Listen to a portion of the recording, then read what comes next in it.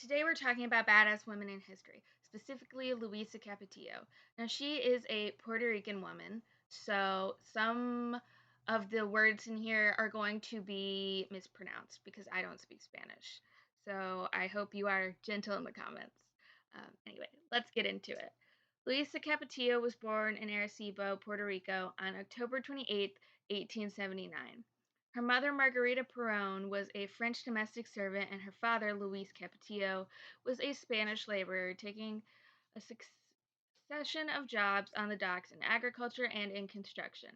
She might have been conventionally educated to some degree, but she was primarily self taught.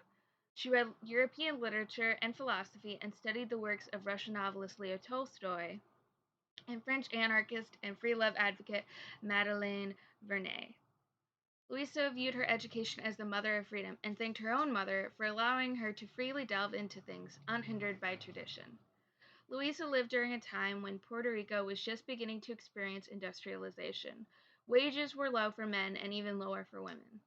Louisa believed that good wages were workers' right and better pay would result in happier families, less domestic abuse, and more educational opportunities for children.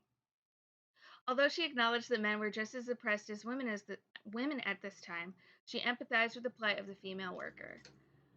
She was skilled in interweaving the issues of the private world, like family, single mothers, and women's rights in general, with those of the public world, like politics, wages, and education. During Louisa's lifetime, the women's movement was characterized by two major trends: the petit bourgeois and the proletarian. Louisa was understanding of both groups, but was more focused on proletarian, or the working woman.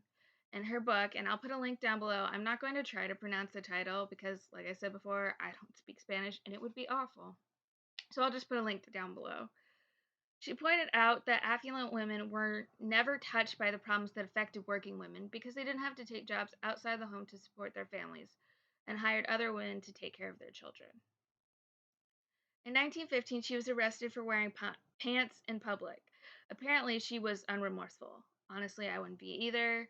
I love wearing pants: sweatpants, jeans, all the pants. Louisa's involvement in the labor movement started when she joined a 1907 strike in Arecibo's tobacco factories. Within a year, she was an active member of the Federation of Free Workers, or the FLT.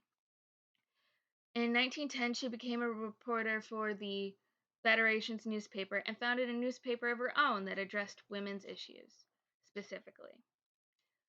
Louisa traveled extensively. She visited New York in 1912 and contributed some articles to a newspaper there. She also collaborated with some union workers in Florida in 1913 and gave lectures on how to start cooperatives in Cuba from 1914 to 1916. By 1918, she was back in Puerto Rico organizing strikes by agricultural workers in Ciba and Vieques. I'm sorry.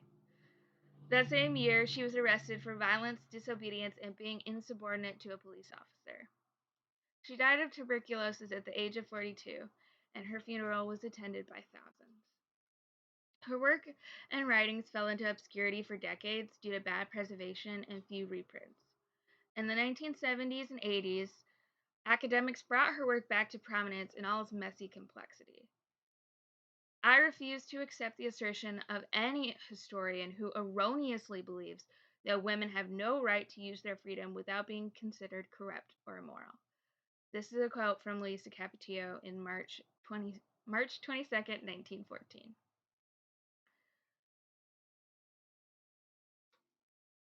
Luisa Capetillo fought for the rights of women and laborers. She fought against a society that did not accept her. She is truly a badass woman in history. Let me know who I should cover next in the comments down below. Like, subscribe, and thanks for watching.